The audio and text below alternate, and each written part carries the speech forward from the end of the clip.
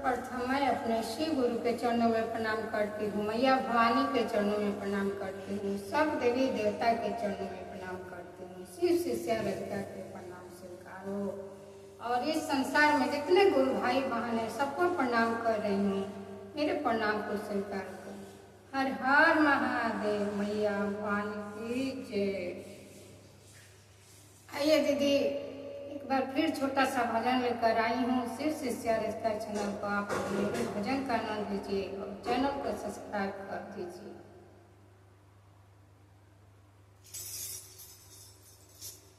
काठी के मंदिर जी शिवा गुरु काठी के लागल है केवार।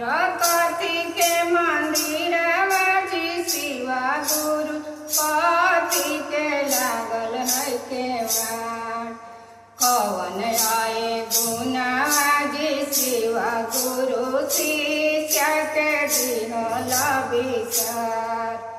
कवन आए गुनाजी शिवा गुरु शिष्या के दिहला विचार। सोने के मंदिर शिष्या रूप के लागल है केवार।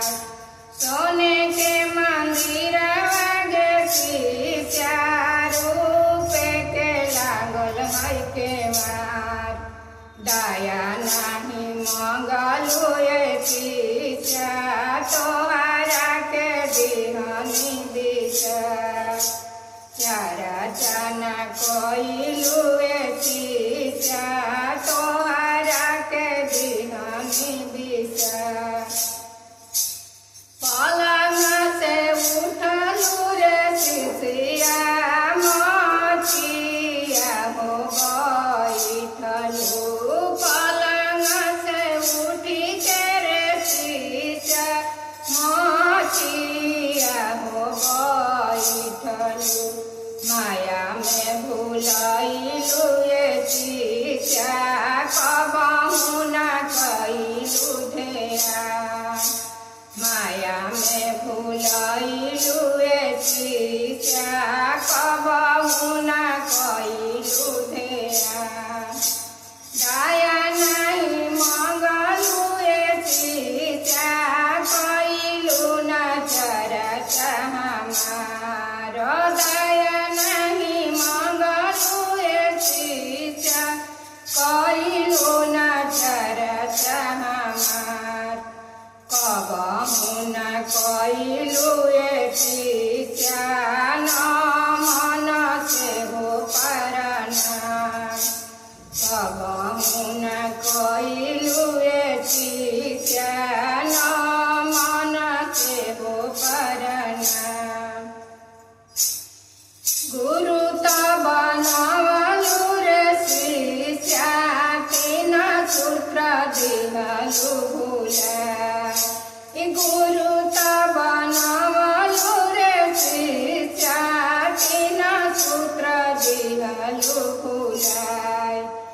एही आए गुनार शिष्या तोहरा के दिहनी दिशा। एही आए गुनार शिष्या तोहरा के दिहनी दिशा।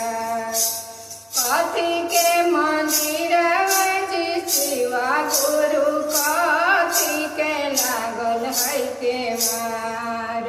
काठी के मंदिर शिवा गुरु काठी के लागल है केवार।